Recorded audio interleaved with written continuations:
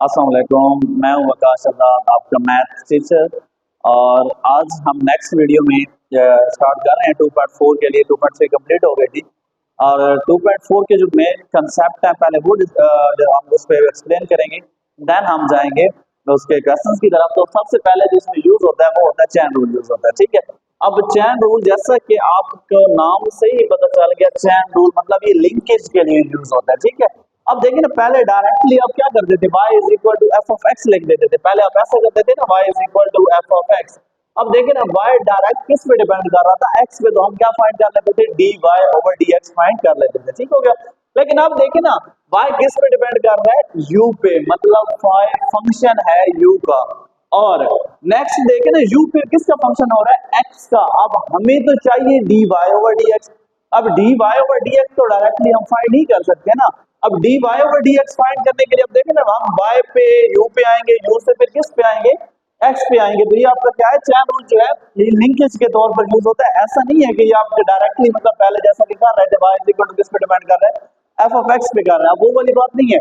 y पे अब आएंगे u पे, देन u से आएंगे x पे।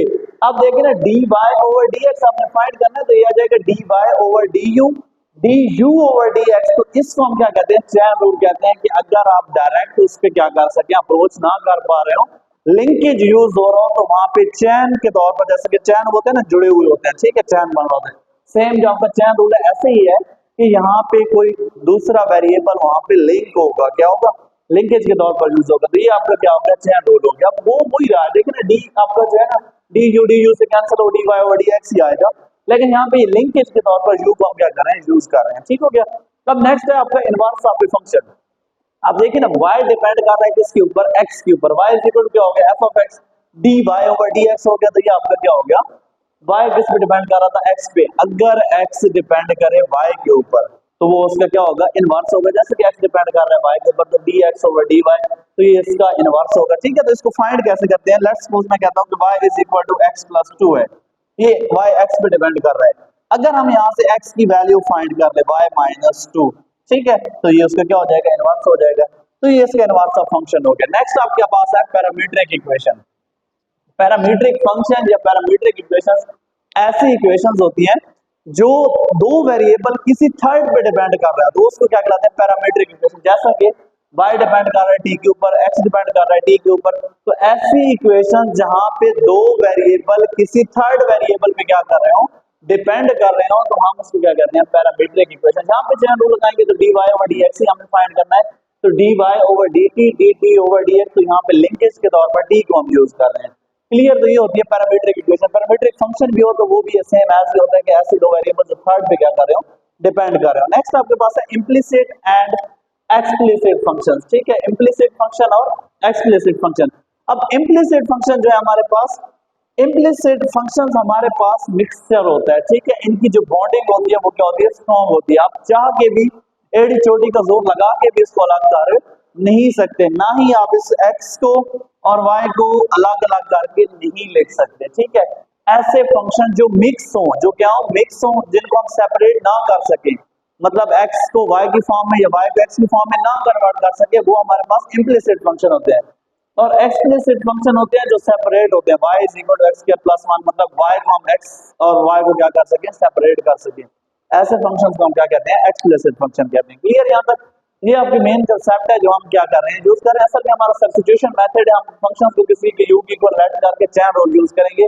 आते हैं हम अपनी एक्सरसाइज की तरफ। एक्सरसाइज हमारे पास है 2.4। अब एक्सरसाइज में है y is equal to 1 minus x 1 plus x का स्क्वायर रूट। ये सब्स्टिट्यूशन मेथड है कि कोई सब्स्टिट्यूट करें, वैल्यू उसकी जगह पे क्या करें, पुट करें। तो हम इसमें ऐसा करेंगे कि जो भी आपके पास ये वैल्यू होगी, जो भी होगा, उसको हम किसी u के इक्वल लेट कर लेंगे, तभी तो ये सब्स्टिट्यूशन होगी। अब u के इक्वल लेट करेंगे तो u is equal to 1 minus x 1 plus x। यही वैल्यू यहाँ पे पुट करें तो y इज इक्वल टू क्या आ जाएगा, u का स्क्वायर रूट आ जाएगा ना। अब देखिए y किस पे डिपेंड कर रहा है, u पे डिपेंड कर रहा है। ठीक है, तो जो भी इंडिपेंडेंट, u तो इंडिपेंडेंट हुआ ना। तो हम स्टार्ट से क्या कह रहे थे कि जब भी डेरिवेटिव लेंगे विद रिस्पेक्ट टू इंडिपेंडेंट लेंगे, तो यहाँ पे इंडिपेंडेंट क्या हुआ, u, तो विद रिस्पेक्ट टू u करेंगे, dy ओवर du के साथ हो गया। पावर रूल लगेगा ना, पावर रूल स्क्वायर रूट की वैल्यू कितनी होती है, 1/2 होती है। 1/2 पहले आ जाएगा, u की पावर -1 2/2 हो जाएगी। क्यों, क्योंकि पहले क्या थी 1/2, उसमें से कम हुआ तो -1 साफ आ जाएगा ना, 1/2 -1। अब 1/2 -1 का जब हम क्या लेंगे, एलसीएम लेंगे तो वो होगा -1/2। क्लियर। अब यही वैल्यू जब डिवाइड में आएगी तो किसकी हो जाएगी, पॉजिटिव की हो जाएगी। अब इसकी वैल्यू क्या थी जो हमने लेट किया था, 1 - x 1 + x, वो हमने पुट कर दी। अब इस चीज को हम देखते हैं, पहले इसको डिफरेंशिएट किया था, अब u को करेंगे। अब देखें u किसका फंक्शन है, x का है, तो हम विद रिस्पेक्ट टू x इसको क्या कर देंगे, डिफरेंशिएट कर देंगे।